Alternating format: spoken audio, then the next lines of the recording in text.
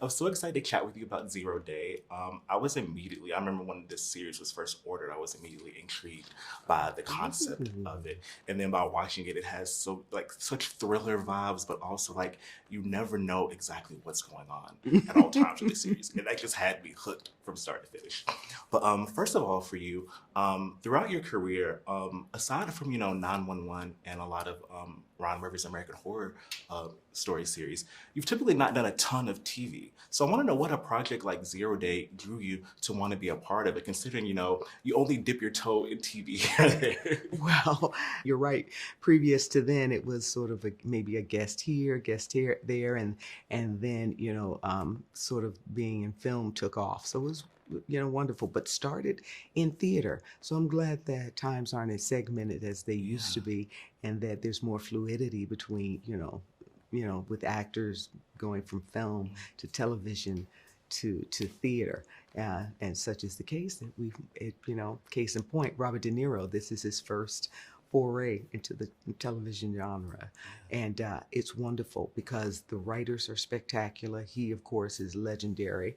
Our director is amazing, and the story is very intriguing and unpredictable, exciting, and we get that opportunity over six episodes to really develop the characters along with the script and just unpack it slowly Yeah. and really keep you on the edge of your seats while we're doing it. Yes. And I'm not quite sure of the production timeline of this, but I'm Mm. pretty sure that you may not have known that there would be a black woman running for president when you were Mhm. shooting this series. And I'm sure you definitely didn't think that we would kind of be in the state of the way things are while this show is coming out now. Right, right. So for you, what does it mean for you to portray a black woman president, especially considering, things we've been through the past few months? What do you hope people, especially black people, will take away from you being in this position on the show?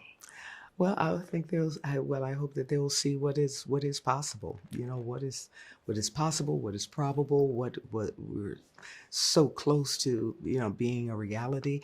No, we had Kamala as our vice president when we began shooting it, but certainly she hadn't made the run for president at that time. But it was a wonderful opportunity. I'm great that the world was able to experience her whole self, even though we didn't quite cross the finish line with that.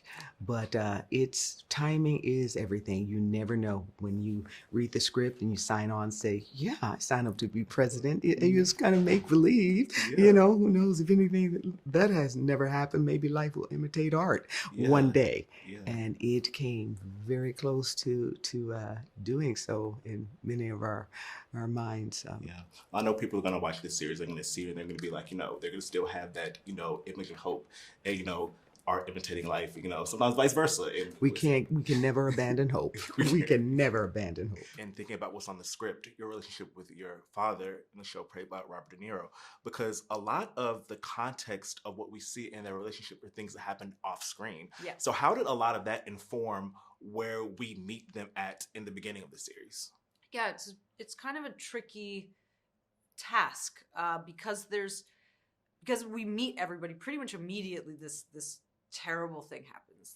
The attack happens. So they're all operating at an 11. It's very stressful what is going on moment to moment, day to day. But we're also trying to explore some of these other themes, like you said, these old family dynamics, these old family traumas that have never been resolved, conversations that probably should be had in therapist's office are now being had while they're trying to stop another attack from happening. So the stakes are really high. And then you add these emotional elements to it with really not that many scenes of people just sitting down and having conversations about how they're feeling about things. Yeah. So trying to figure out how to weave that in with not a ton of screen time to do it in was one of the challenges, but I think hopefully one of the things that makes the show really rich. Yeah, yeah, absolutely, absolutely. And I was talking to Angela about this, about how I'm sure when y'all were filming, I'm not sure of the production timeline, but I'm sure when you were filming it, you have no idea that kind of the state of things politically and a lot of things are going on in society, where some of the things that we see in Zero Day may not be far off from what we would think could possibly happen. So where do you think this show can kind of exist in a space, considering a lot of the political headlines, how this show make it either be like maybe like a warning, perhaps, Yeah. or just to like a side by side of like sometimes are imitating life or vice versa. Yeah, I think it is a warning. I think it's a warning. I think it holds up a mirror to society right now. I think we're in a very vulnerable place as a country if something like this were to happen, how divided we are and how people get their news from like all kinds of very subjective sources now. Yeah, we're not in a very strong position to handle something like this. And I think that's what makes it really terrifying. And like you said, this is not something that could happen in 10 years, 20 years if we don't get our act together. Like this could happen today. Yeah, absolutely. And did working on this series make you think anything about your relationship with how you consume media and how you use technology? Did it make you think about that in any way? Yeah, but I think about that all the time. I'm really like, I truly am a dinosaur. Like I hate all that stuff. I hate social media. I'm like not on any of that. And I don't use Apple Pay. I'm very like, I don't trust tech. But like, what are you going to do? It doesn't matter. Like just because I'm not on Instagram doesn't mean if a 0-day attack happened, I wouldn't be totally screwed. Like if everybody's bank accounts were wiped out and the train started, like it's tech is so integrated into everything we do every moment of our day at this point that like there's no bowing out. Like my version of it is like an empty protest. He's been out of the office for quite a while. I don't know exactly how many years, and their life has become very quiet. They live upstate. He's trying to write his memoir, and they're out of the limelight, of the political limelight. So before 0-day incident happens, I mean, she's on a trajectory to get appointed. She's up for an appointment for a judgeship.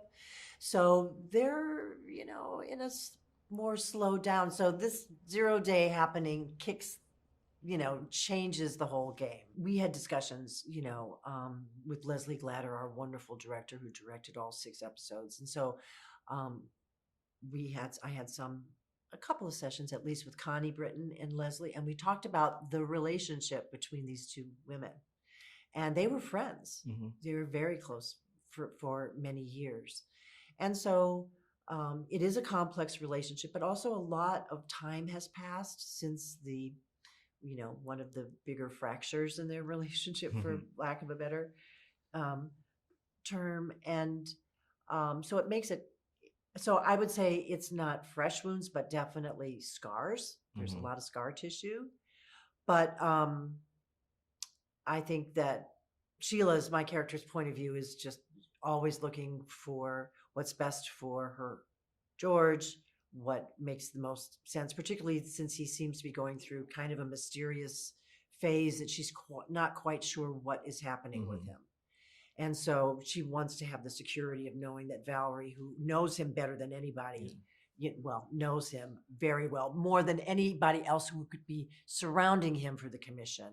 And it gives my character a certain peace of mind. Yes. And I think there's also the context of what was going on in George and Sheila's life at the time of some of the fractures. And they were going through some very, very painful, difficult things. And I think that also, as an adult, maybe doesn't excuse, but it can kind of contextualize certain behaviors. And also, sometimes you just need time. You need time and a situation. Yeah. And sometimes, depending on the situation, the wounds heal quicker, or not heal quicker, but you come to terms with the wounds. Exactly. Yeah.